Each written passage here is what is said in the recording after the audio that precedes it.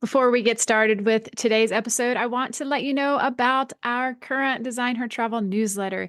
It is where we share all of the behind the scenes of the episode, my own personal stories, and travel tips that can help you travel longer for less or create the life of your dreams.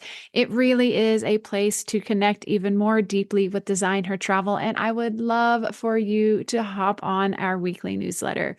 I won't spam you with daily email, but I will send you one beautiful newsletter a week. So if you are interested, then click the link in the show notes and get started now.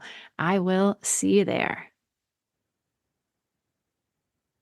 What we didn't realize is just how welcoming and how kind they would be, which seems to be a message through almost every country we visited, is the kindness of the people there. Hello, everyone. Welcome to the Design Her Travel podcast. I'm your host, Kim Anderson. As an avid traveler, global nomad, and someone who considers themselves a citizen of the world, I want to say welcome. I'm so glad that you're here. My hope in creating this podcast is to inspire you to take the leap of faith and to design the life of your dreams. For me, that includes connecting with like-minded individuals and creating a community of souls living their best lives out in and around the world. Each week, you'll hear stories and conversations from fellow travelers who have figured out how to incorporate travel as a key component in their daily lives. Their stories are beautiful and inspiring, just like you. I can't wait to go on this journey with you. So let's do this. Here we go.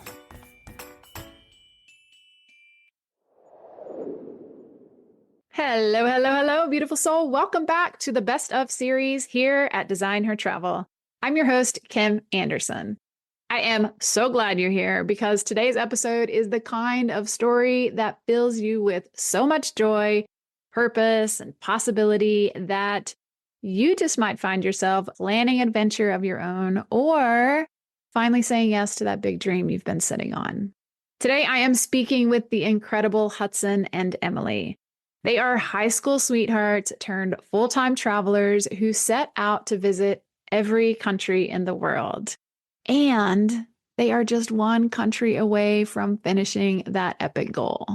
When we originally spoke, they were on country 180 something, but since we last spoke, they have now made it to 197 countries.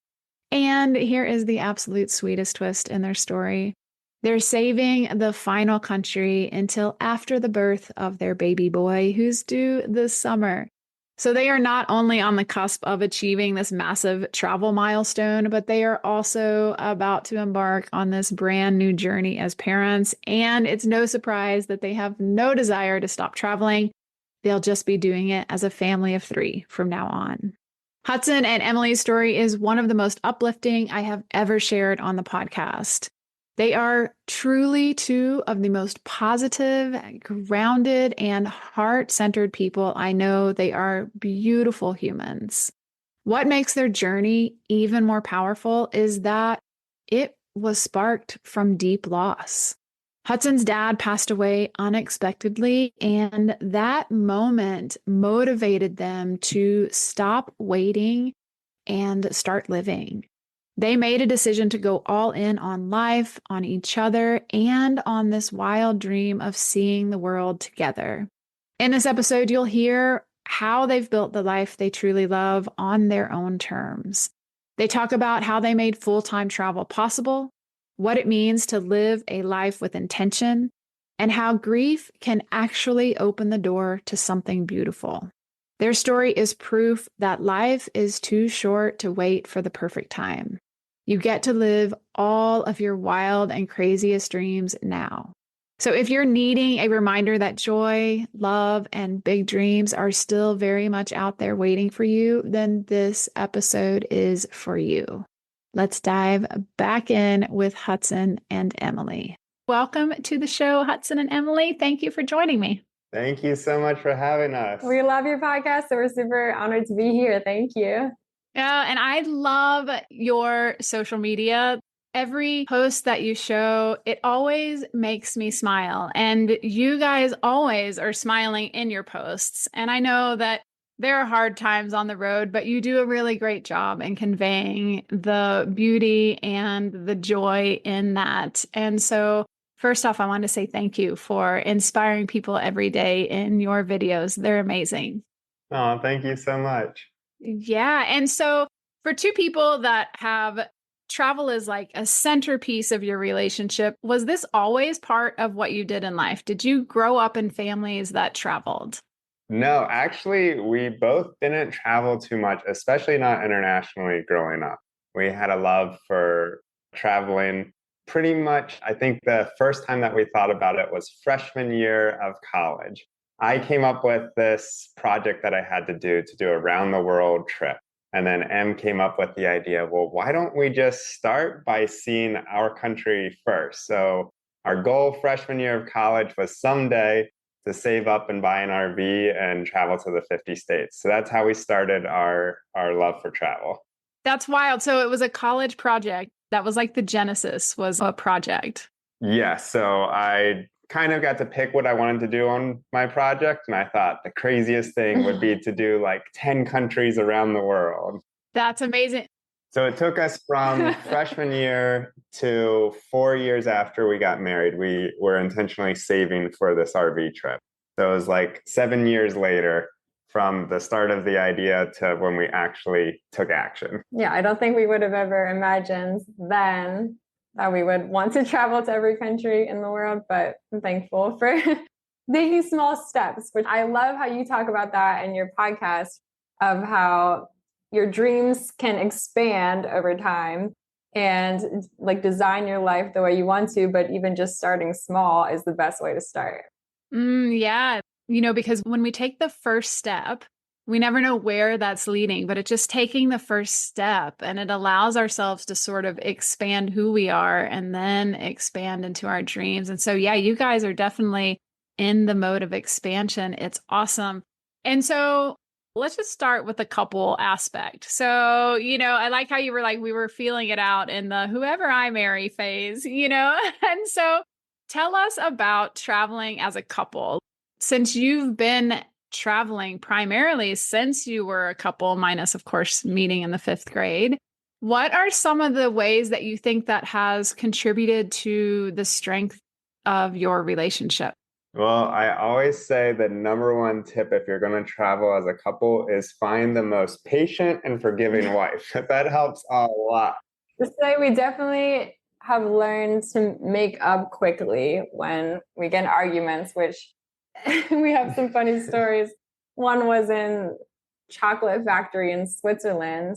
The happiest place on earth, you would assume. Yeah. And for some reason, we got in a little spat about something. So we just stood in separate corners, stuffing our faces with chocolate and glaring at each other. They had unlimited free samples. So you'd think that we would be like really, really happy, but we're glaring at each other.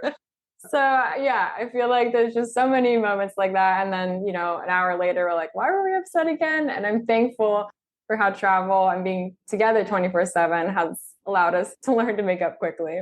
That's great because when you're in small spaces and in new environments, you really do rely on one another to be able to like get through some of those moments, because you are experiencing all of this newness, but together it's like, okay, I need a little help right now. Like you have to have that.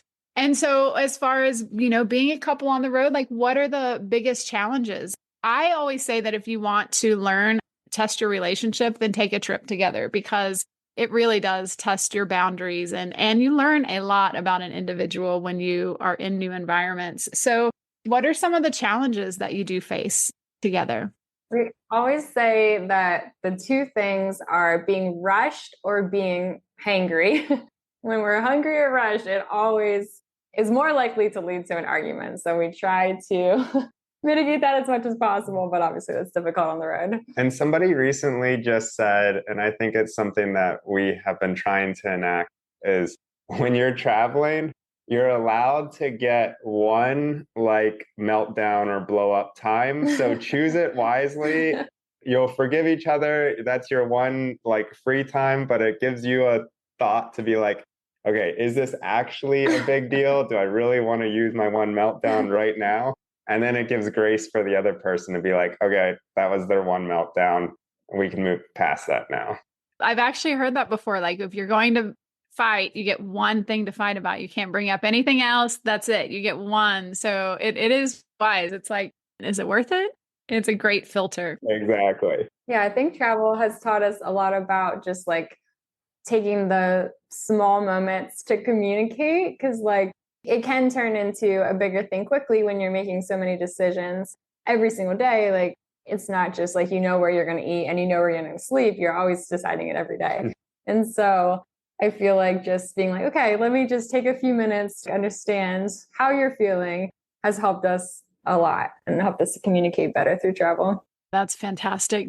Going back to your RV trip, when you decided that's what you were going to do, were you already set with remote work? Like, how do you guys fund your travels? Like, from the beginning, knowing this was going to be your plan, did you start creating your life to be able to fund it along the way? So, our original plan for financing the trip was after we got married, we took 4 years of just saving. And the goal was supposed to be for 1 year in the RV. So, I way over budgeted. And at the end of that year, we still had way more money than what I thought. Fortunately, we spent most of the time sleeping in like Walmart parking lots and trying to do it as cheap as we can. So, then after the 2 years, we sold the RV and we still had a decent amount of our savings still left. And from there, we've now gone on to teach English. We've sold things on Amazon, and content creation are our three main forms of income coming in. But the biggest thing I think is definitely that we're more on the budget side of travel. And that's really allowed us to take our little bit of funds and extend it a lot further. That's cool. So right now, when you are traveling, you are doing some work, but it's not like you're working a 9 to 5 remote job along the way. That's awesome. Thank you. Yeah, I also would say eliminating expenses was a big key for us. We don't have a house or kids or cars right now, so that has helped. And also points and miles for purchasing our flights have made a big difference. Yeah, that is a perk of being a US citizen, getting the credit card perks. It's like, I didn't realize for a long time that not everyone was able to do that. And I was like, oh, that's a whole different budget. Very helpful.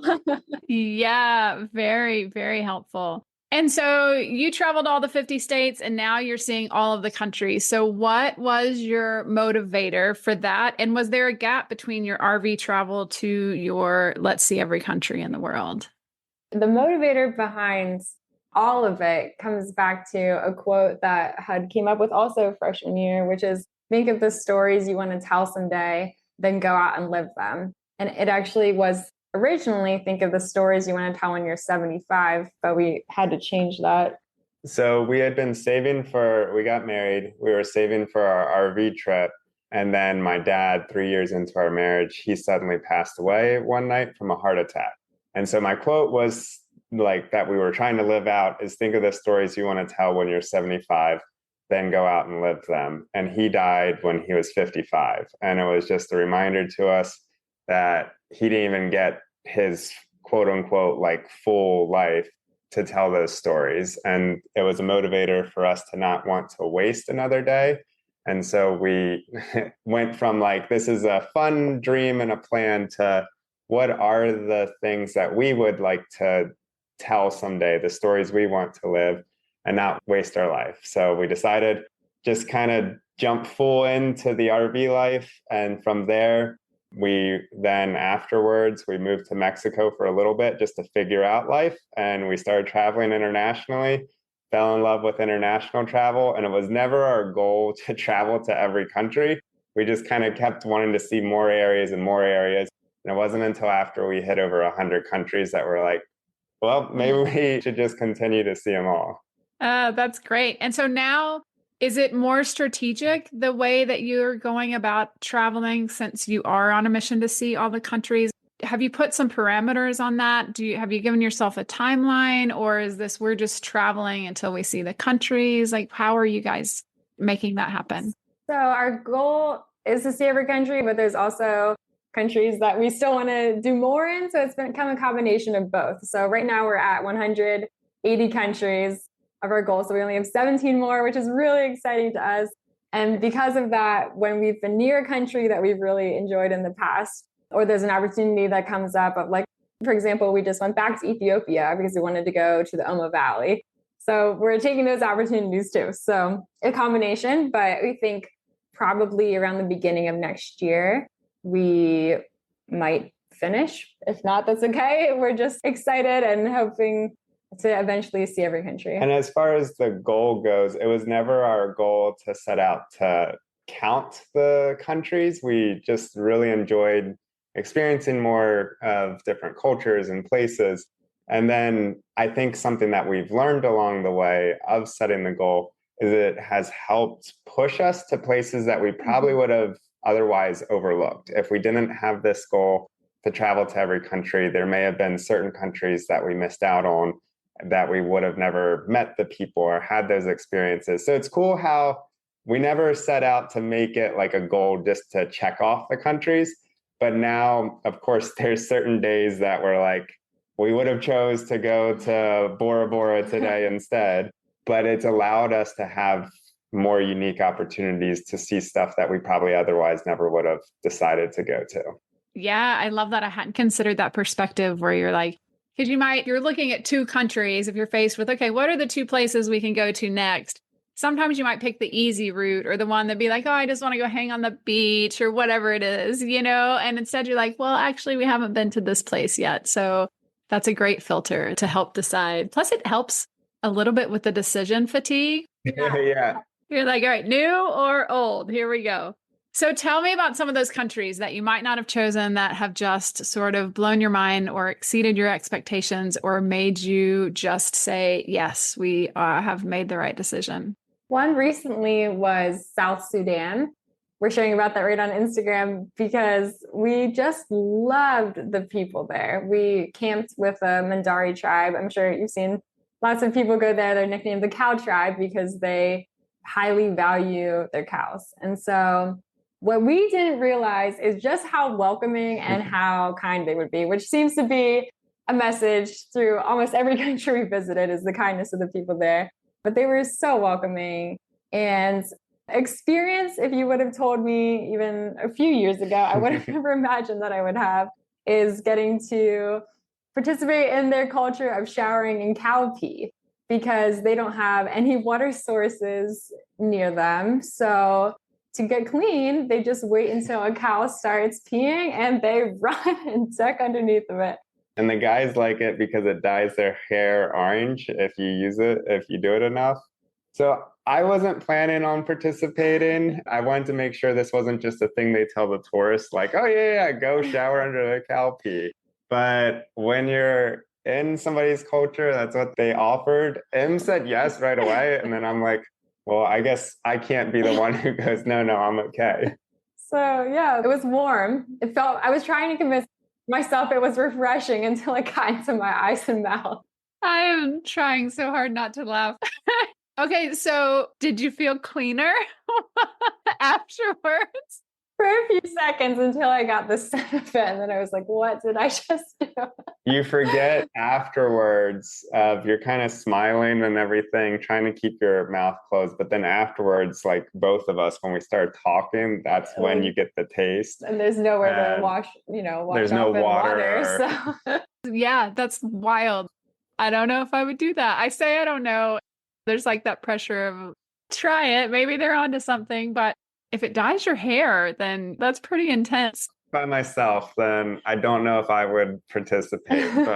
But we love learning about other people's cultures through travel. And so I'm very thankful that, some of these places I would have never chosen as a vacation destination. We've been able to meet the people there and get to learn more about who they are and their culture. It's amazing. And one of the things I also love about your social media is how real you are on it. Like, it's not curated. Like, it's not made to look like the most perfect. The videos are beautiful, but you're very real and human on there. And I have a deep appreciation for that because sometimes you see travel content and it really just looks like straight up highlight. You don't see people in the background. You don't see stumbling when you talk. You don't see those things. And so I love that you show real life experience on the road. It's so refreshing because that's the reality of it. Sometimes it's messy. Sometimes you do things you didn't think you would do. Sometimes it surprises you in ways you didn't expect. So it's absolutely fantastic. Thank you. That's so sweet of you to say. Yeah, I think I discovered you when you were posting about Iraq. I saw some really great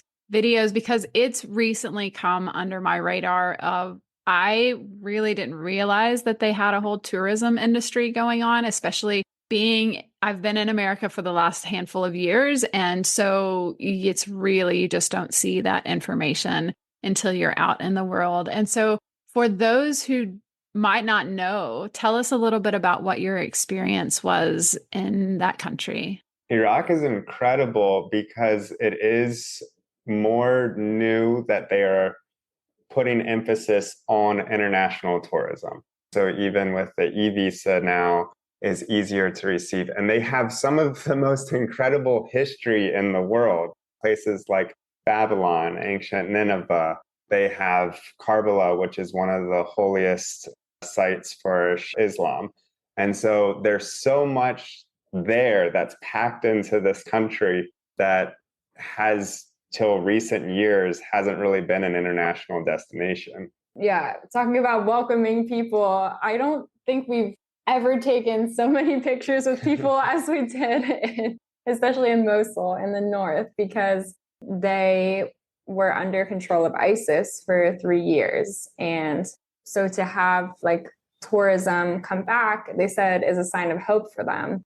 And just to hear unimaginable stories, like ones that my mind wants to believe aren't real, that they experience, but then to see their joy and their kindness was just so inspiring to us. So yeah, we've been to Iraq twice, and I would definitely encourage people to go. It's amazing. I love that. It's like, okay, we can move forward. It's a great beacon for everyone, I think. So one of my favorite things in travel is, there are times when you go into a country and you have kind of like a preconceived notion.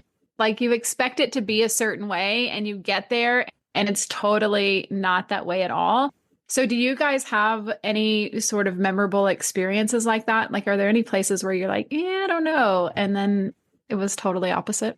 Maybe not so much like preconceived notion, but like an immediate experience that could have gone one way but went another way was in Romania. And we had been traveling around Europe by train and bus. And so we got into Bucharest, the capital, and we immediately went to pay for the bus. And then after we did that, these security guards came up on the bus and were saying that we didn't pay and we owed a fine. And we're like, but we did. And so we're it's broken English and we're talking back and forth. We don't speak any of their language and people start overhearing just normal people on the bus. And we don't know, they started speaking to each other. And starting yelling at each other. And they get in an argument. We don't know what they're saying. And then all of a sudden, we just see a whole bunch of people passing like coins and bills up. And here, somebody who spoke English translated for us and said, they're saying that you have to either go to the police station or pay the fine. And we want you to remember Romanians as the kindness of the people. So we've decided to pay your fine for you. And like, honestly, it almost kind of made me like tear up of the kindness of, they literally had no idea who we were. They just overheard the situation. Nobody knew if we had paid for the bus or not, but they just wanted us to remember the kindness of the people. And we've experienced that over and over and over again in so many different countries. Wow, that is such a beautiful story. I love that people just immediately were like, no, we support you, like we support you. We're good. What a beautiful experience. Just to clarify, we got on our credit card statement. we did pay for the bus. Yeah, inspiring to us just to think for myself, like, would I do that for someone else? And so that's something that I feel like our hearts have really changed in, and we want to encourage other people is to just look for the people around you, because it's so easy to just go about your day and be busy and be doing your things on your to-do list and miss like the people who are around you. And through travel, we've been so inspired by the way people have seen us and treated us even though we're strangers to them. And it's really challenged us of the people we want to be towards people we come in contact with. Him does a lot better job of that than I do. Well, you got to have the balance, right? That's awesome. And so travel is transformational. You do not return home the same person that you left. And so, what are the ways that you see you and yourself as different people from when you started? I think especially the kindness that we have received, we want to share that along to other people. I think especially because often when we hear about other countries, like before we traveled, you only hear about them because of the news, and that's only when something terrible happens. And so it's easy to just assume that like everybody in a country is whatever the worst thing of that country is.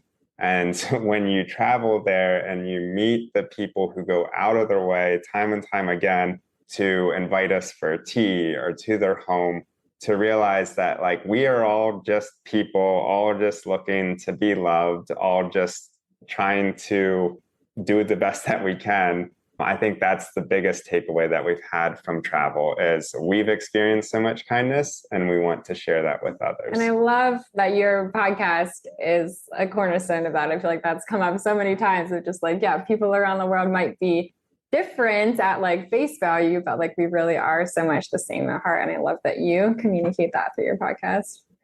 Thank you. Yeah. We all just want to belong. And I think when people do what you do, where you're sharing your stories and sharing real on the ground, like that's the news, like that's the reality. And we all just want to help a friend when they're down, say hello to the person in front of us, and have time and space to enjoy life. And so it's really important that people like you keep doing what you're doing because it gives others the permission to do the same. So that's right back at you for that.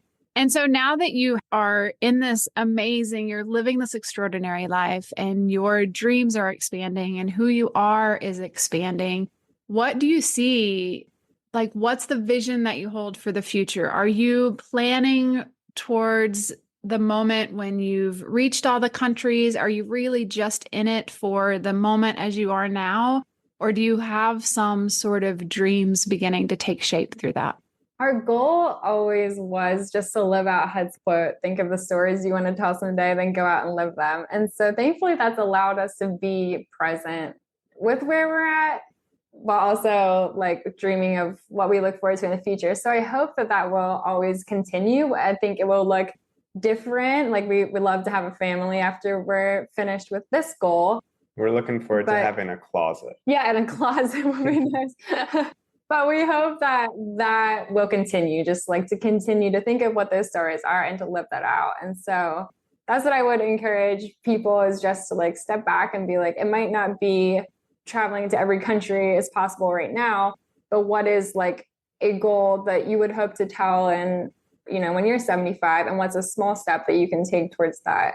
I love that. And I love that you have that think of the stories you want to tell someday and then go live them. Like that is the best filter that you could have for life. It's like we all have days that we want to sit around and do nothing, and we need those days. But on the days when we also need a little motivation, like that's great motivation. It's like, hold on.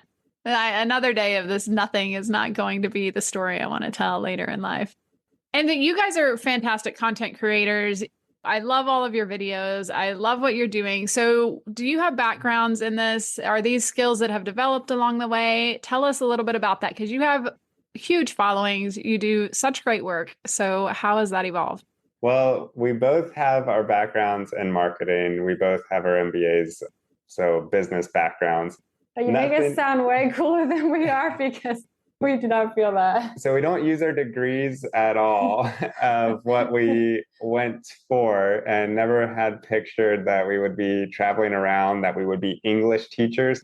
Our hats off to we call real teachers who have so many students. But we've joked about that a lot of like, thankfully, We are not models. We are not good photographers. We don't have many skills, but thankfully it is a testament that even if there's like a small value that you can provide, people are still interested because we don't have any great skills, but we love just sharing the kindness of people and what we're learning as we're traveling. And it's been neat to see that there's been some other people that have been encouraged to travel through that. I think you don't give yourself enough credit. Your videos are great. I love them. I watch every single one of them. I think they're fantastic. So you might not be directly using your marketing, but to grow an Instagram following and your social media following to what you have, you're like what people go to school to learn about marketing. So I think you're killing it. So it's been almost 8 years now of full-time travel, and we really didn't post for like the first, like we posted, but like just pictures that our family could see.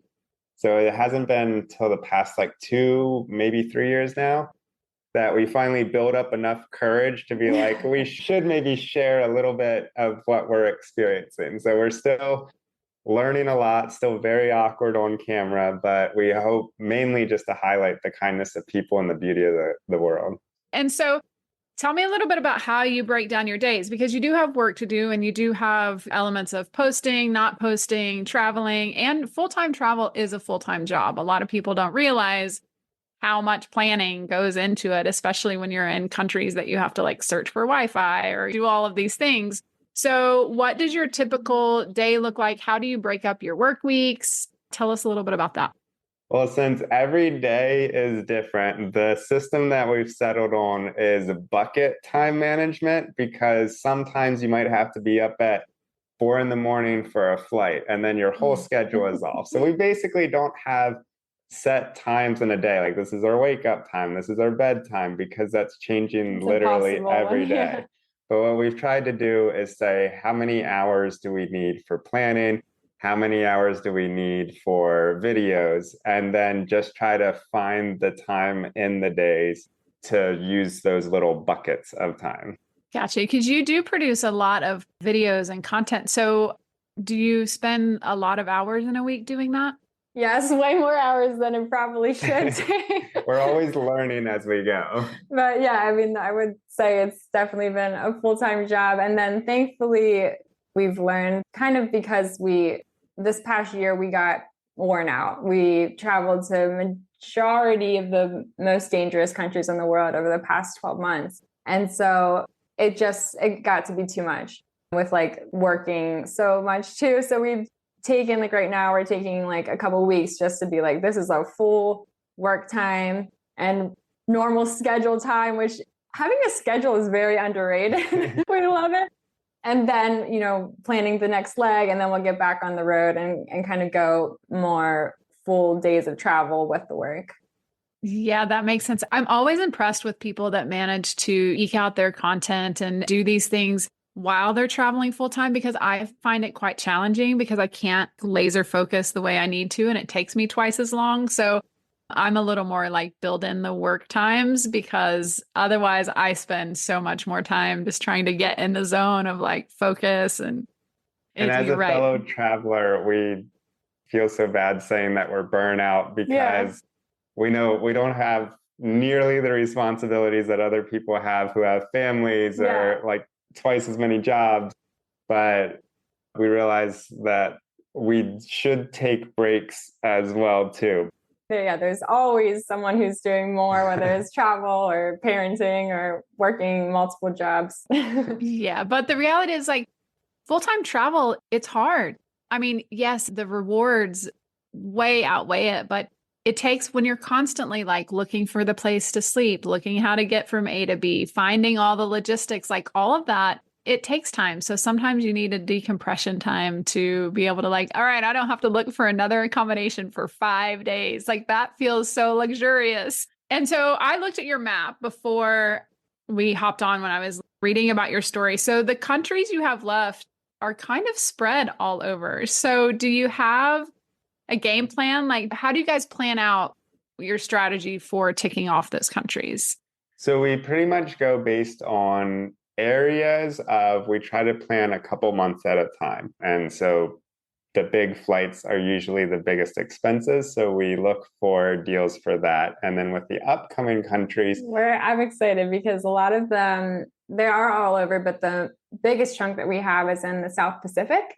And we love the countries that we have been in the South Pacific before. So we're really looking forward to the ones to come. One of my favorite experience after I completed it, terrified before I did, was diving with bull sharks. So we're excited to do some more scuba diving in these upcoming countries.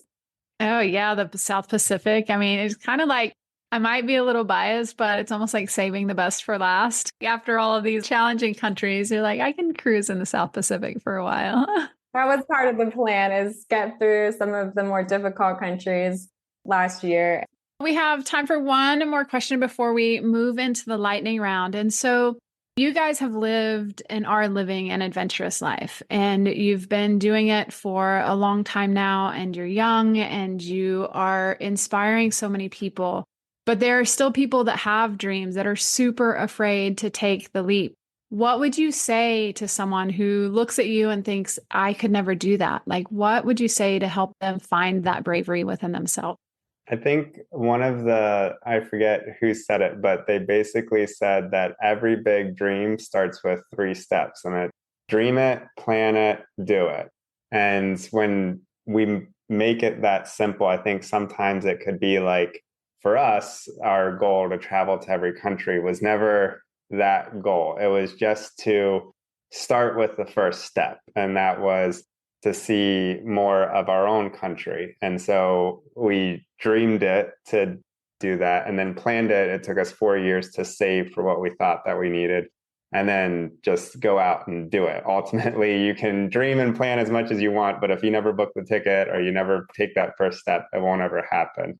So I would just encourage anyone who, whatever their plan or their dream is, if you want to travel more, maybe don't start with the furthest away places. Maybe just start with going to the state next to you. And from there, you'll learn and gain new experiences.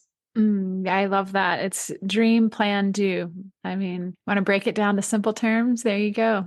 But I do love, yeah, that you encourage people, that specifically with the Very Hungry Nomads in that podcast, you were talking about how like dreams can expand over time. And so I feel like it can be overwhelming when you're trying to think of like a huge dream, but it doesn't feel like as overwhelming to just be like, what can I go on a road trip to this weekend? And as we were talking about, like, you know, people are like amazing all over the world. So are like people in the next state or the next town over. You can always like learn more about other people, or always take the time to connect with someone else. So I feel like that's a great way to start.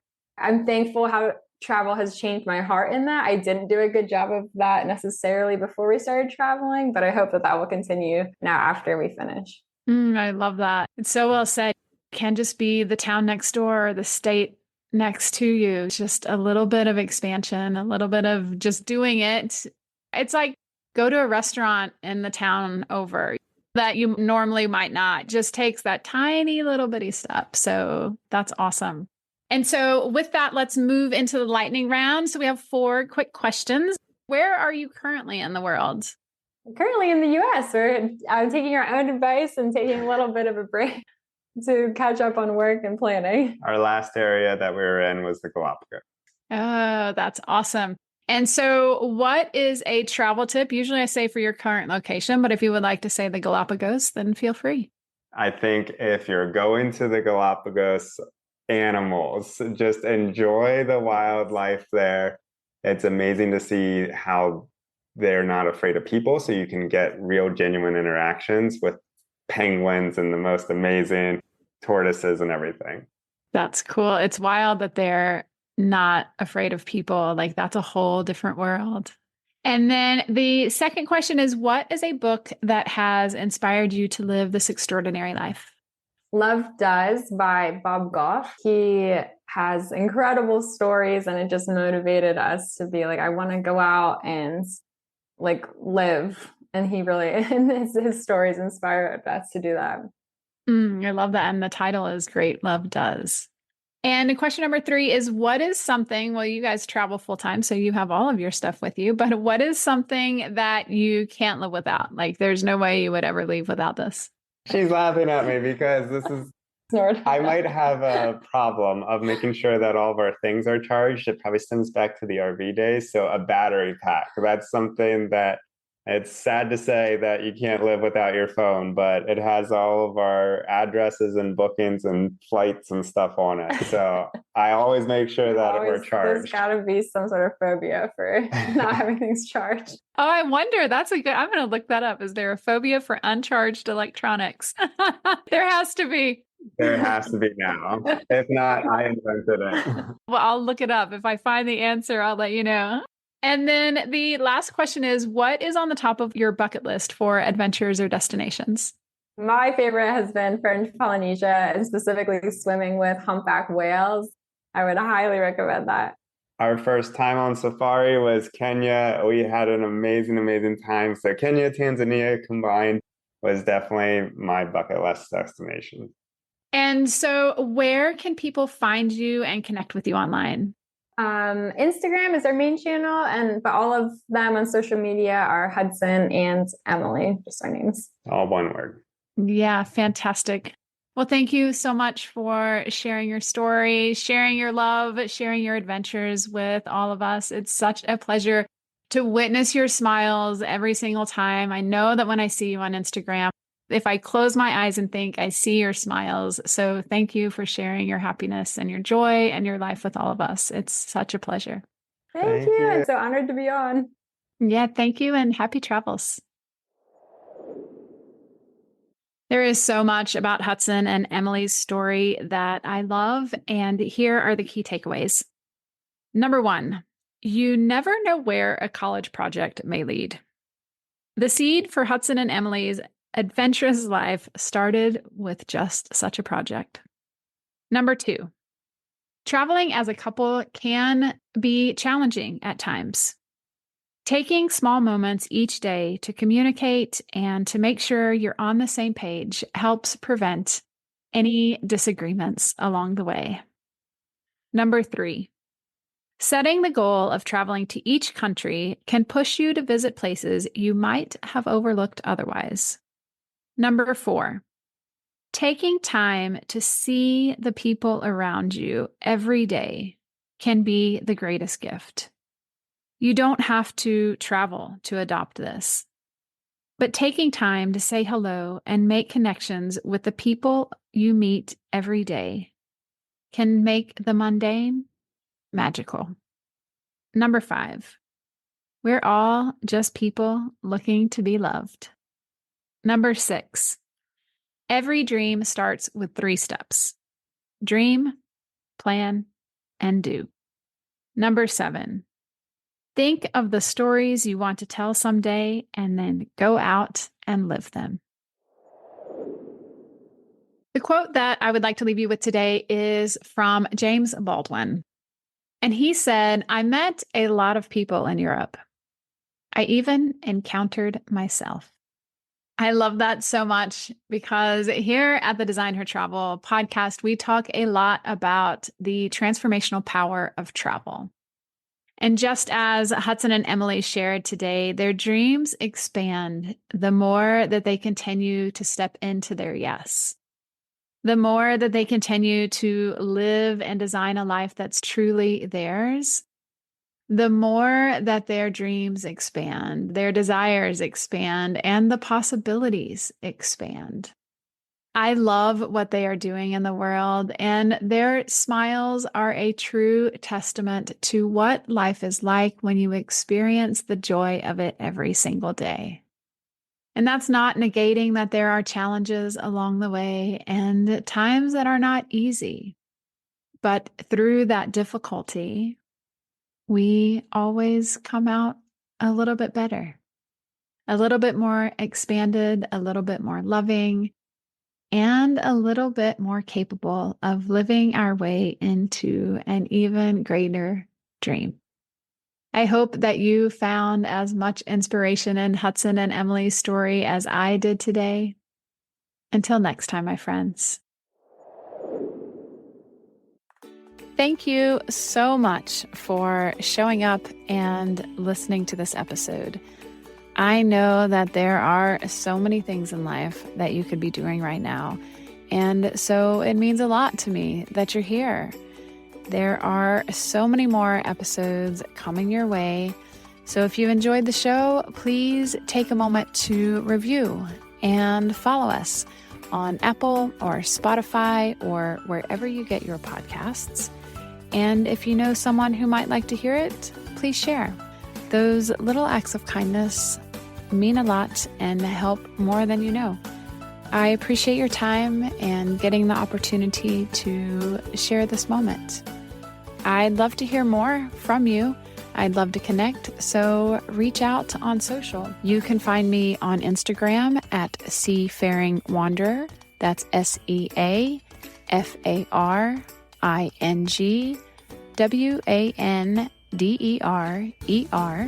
And then you can join our Facebook group at Design Her Travel Podcast. I would love to connect, hear more from you. Let me know what you'd like to hear more of, places you'd like to hear about, and things you'd like to know how to do when designing your life. So thank you, everyone, and I'll be back soon.